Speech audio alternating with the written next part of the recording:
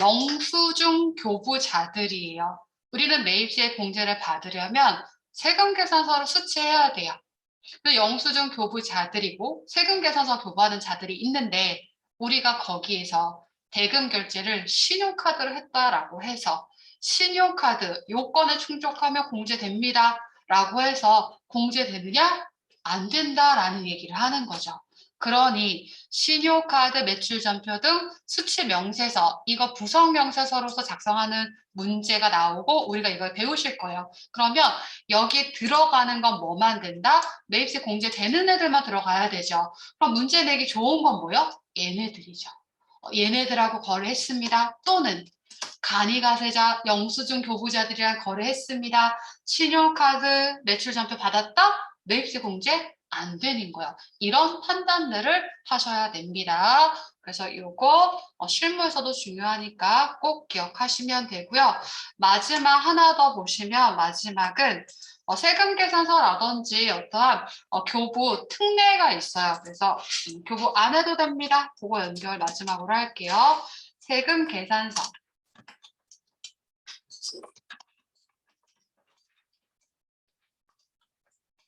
교부 필요 없습니다. 아예 안 해도 됩니다.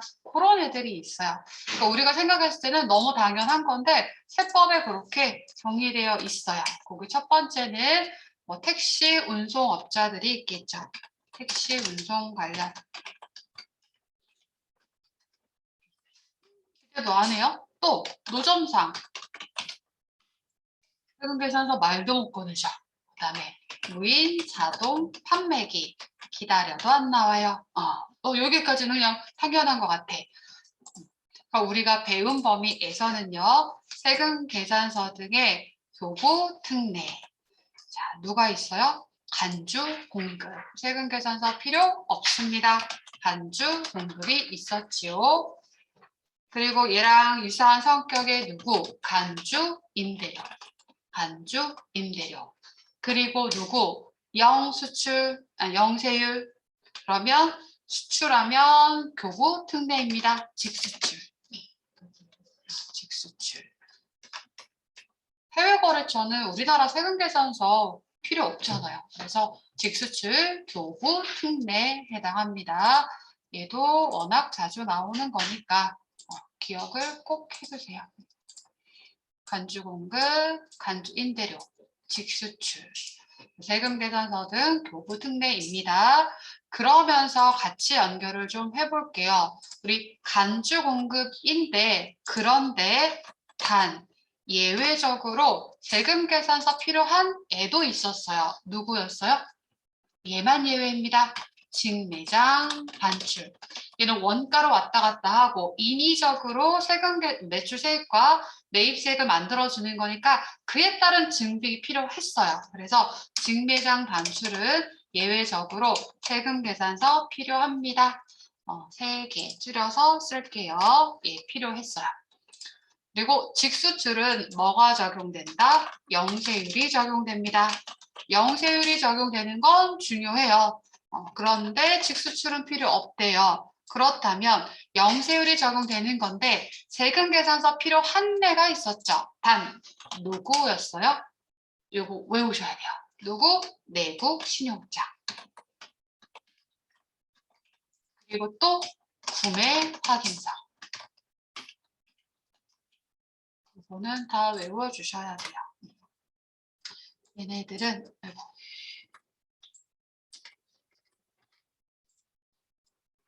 영세율 세금 계산서 필요합니다. 세금 계산서 필요.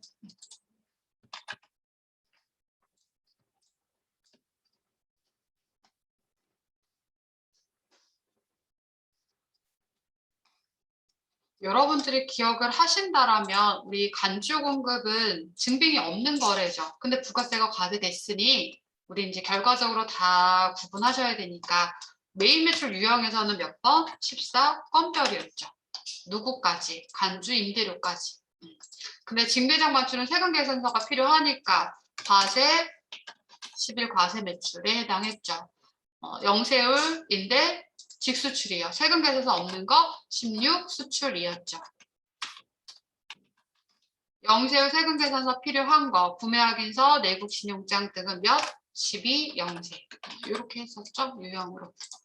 그래서 여기까지도 연결해 보실 수 있으셔야 됩니다. 점점 더 많이 하다 보면은 연결이 되실 거예요.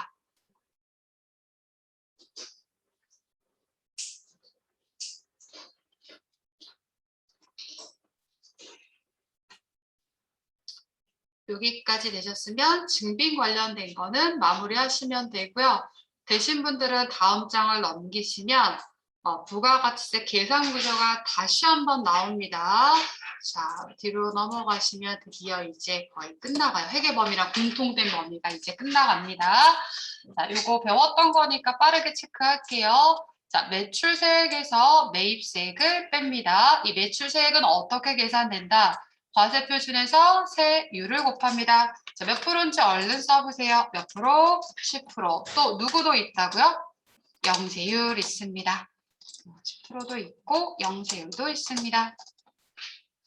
그럼 얼른 그 위에 과세표준에다가 과세표준은 뭐다? 써보십시오. 과세표준은 부가가치세법의 과세표준은 공급가액이고 얘는 누구랑 유사하다고요? 매출액과 유사합니다. 매출액과 유사하대요.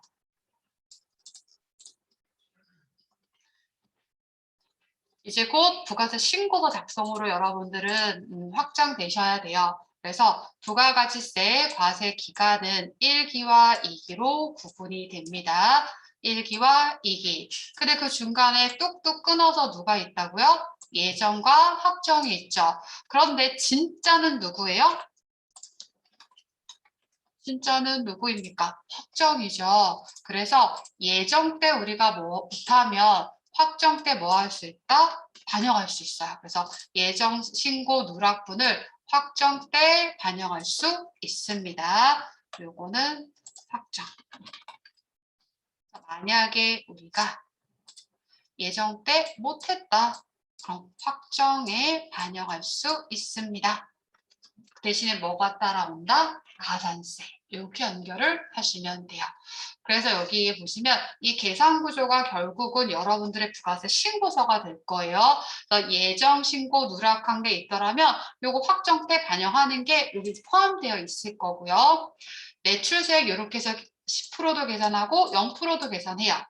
우리가 아까 보신 것처럼 대손 나게 되면 우리 세법에서 정해놓은 대손세율에 해당하면 확정 과세 기간에 매출세액에서 빼는 거예요. 그래서 대손이 확정되게 되면 매출세액에서 뺍니다.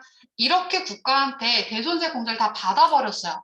그런데 굳이 거래처에서 다시 갚아버렸대요. 그럼 나 어떻게 해야 돼요? 다시 내겠습니다가 돼야겠죠. 그래서 회수하게 되면 다시 내겠습니다. 매출세액의 가산이 되는 거야. 매출세액의 가산됩니다. 다시 됩니다. 요 대손 파트 잘 모르시겠으면 주말반 회계 거 꼭 들어보세요.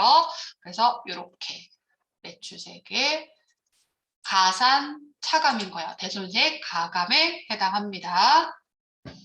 그리고 여기까지 보셨고요. 그럼 이제 매입 부분으로 내려오시는 건데 자, 여기에서 중요한 게 뭐냐면요. 우리가 매입하면서 부담한 세액이라고 해서 무조건 공제되는 게 아니에요. 매입세액 공제되기 위해서는 우선은 무조건 원칙은 세금 계산서 받아야 됩니다. 실제로 매입세 공제를 받고자 하면 누구를 제출해야 된다고요? 매입처별 세금계산서 합계표를 제출을 해야 됩니다. 원칙은 세금계산서. 세금계산서가 없어도 공제해주는 게 바로 뭐다? 그 밖의 공제매입세액이라고 있어요. 그래서 세금계산서가 없어도 공제해주는 그 밖의 얘네들이 일단 더해져요. 그래서 세금계산서 있는 거 없어도 공제해줍니다. 더했다가 공제해주기 싫은 게 차감되는 구조입니다. 공제받지 못할 매입세. 이 구조가 굉장히 중요해요. 여러분 막 색깔 티를 팍팍 내주세요. 세금계산서 있는 거, 없는 거, 공제되는 거 다 더했다가 공제해주기 싫은 게 밑에서 차감이 돼요. 그럼 먼저 세금계산서 없이도 공제해주는 거 방금 배우신 신용카드 매출전표 등 수령 또는 수치 명세서 제출하면 매입세 공제 받을 수 있습니다. 그 다음에 요거 근데 하나 더 추가할게요. 더 진짜 중요한 표현. 신용카드 매출전표 받았다고 다 공제되는 거 아니라고요. 요건에 충족해야 되겠죠. 그래서 공제되는 신용카드, 공제되는 현금 영수증 이걸 강조해 두세요. 자, 아까 제가 뭐라고 말씀드렸냐면요. 신용카드나 현금 영수증은 원래 영수증이라서 부가세 신고서에 들어올 수 없다라고 했어요. 여기에 들어오려면 공제가 되는 애만 들어와야 됩니다. 요거 강조, 엄청 강조. 공제가 돼야지만 여기 들어올 수 있습니다.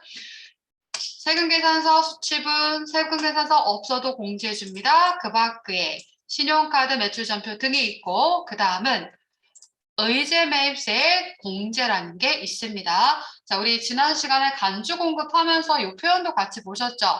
간주하다, 원래 아닌데 그렇게 간주하겠습니다. 또는 의제하다예요. 그러면 여기에 의제매입세액이라는 건 뭐냐면 원래 매입세액이 아닌데 매입세액으로 보고 매입세액으로 의제하고 공제해 주겠습니다. 이런 내용이에요. 자, 이 내용이 어떤 건지 지금부터 볼 건데 제가 오른쪽에 살짝 넣어놨을 거예요. 내용을 좀 넣어놨습니다. 당연히 세금계산서 없이 공제 받으려고 하니까 그에 따른 부속명세서가 있어야 돼요. 그래서 의제매입세 공제 신고서도 우리 실무에 들어가는 부속명세서 중에 하나입니다. 자, 이게 어떤 내용이냐면요. 내가 과세 사업을 해요. 토마토 주스를 만드는 회사예요. 토마토 주스를 만들어서 파는 회사인데 토마토 주스는 과세예요, 면세요? 과세. 갈아서 파는 거니까 과세죠. 토마토 주스라고 써볼까요? 토마토 주스. 토마토 주스예요. 그럼 나는 과세 사업자에 해당합니다. 그럼 토마토 주스를 만들려면 원재료를 매입을 해야 되겠죠. 원재료는 누구예요? 토마토. 그러니까 토마토는 뭐예요? 면세죠. 토마토는 면세입니다.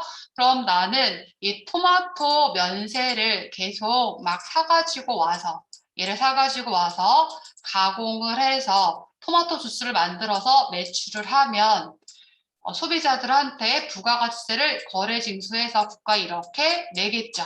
나는 과세사업자니까.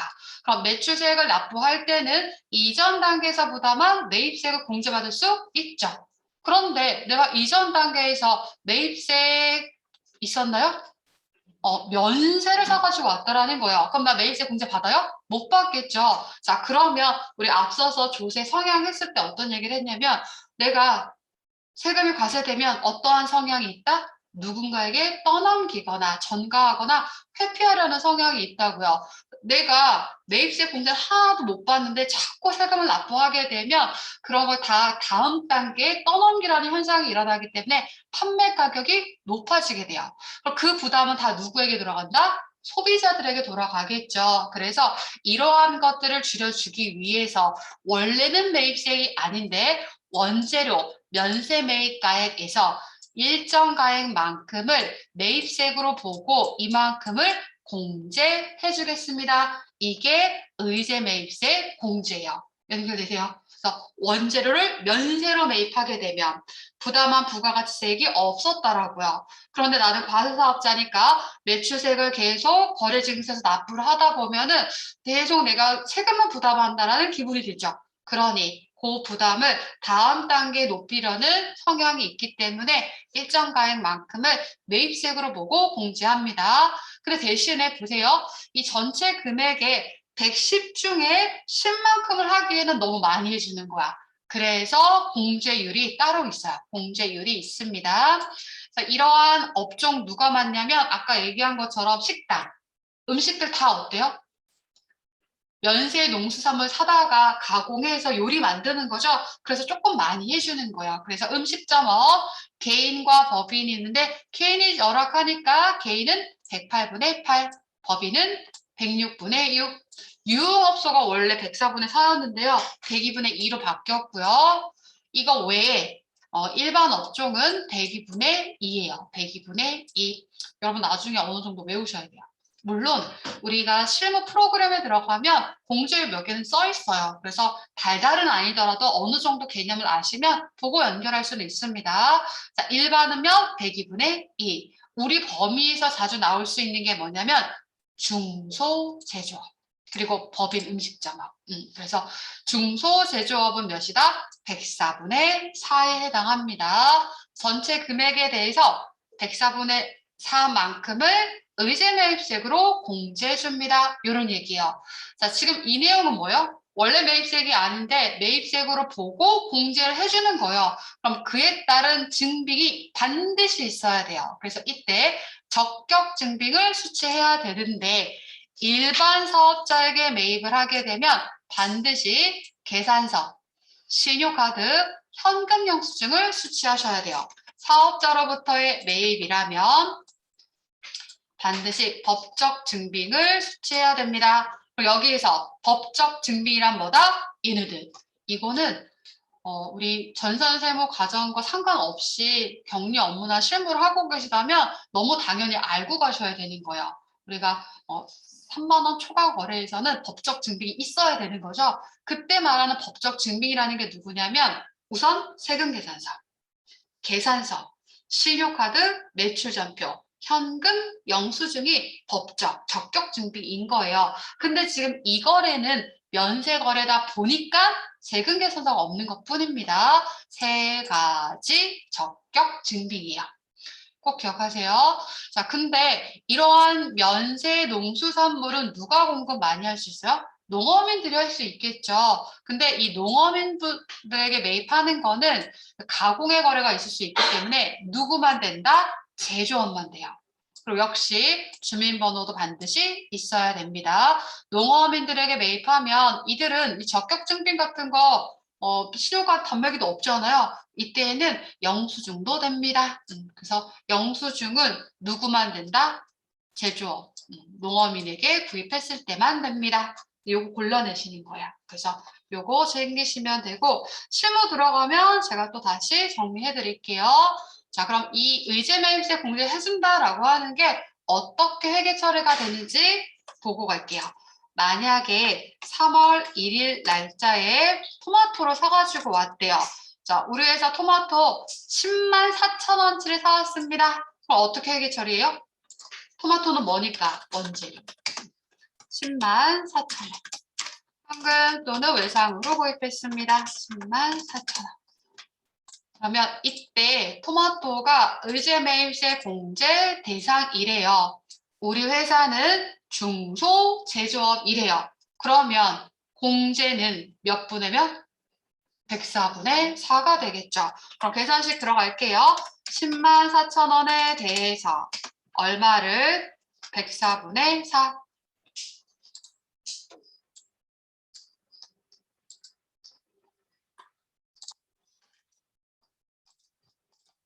계산기 뚜드려 보면 얼마가 나올까요?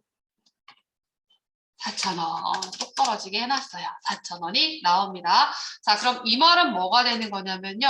이 원재료 10만 4천 원 요 금액 중에서 면세 매입이니까 이 중에서 4천 원에 해당하는 부분만큼을 똑 떼서 원조료 매입가액을 줄여버리는 거예요. 그리고 그만큼을 뭐 해주겠다? 매입세액으로 공제합니다. 이 얘기가 되는 거예요. 그러면 어떻게 회계 처리가 나오냐면 해당 과세기간 종료일자로 회계 처리하시면 돼요. 그래서 3월이니까 3월 31일. 원재료의 매입가액을 줄입니다. 대변에 누구? 원재료. 얼마? 4,000원. 그러면 원가를 줄이니까 판매 가격을 좀 높인다 하더라도 그 부담은 줄어들겠죠. 그래서 줄여서 그만큼을 매입세액으로 공제해 준대요. 그럼 매입세 공제하면 회계 처리. 무조건 뭐라고 부르죠? 부가세 대급금. 공제받는 건 부가세 대급금. 부가세 대급금. 4,000원.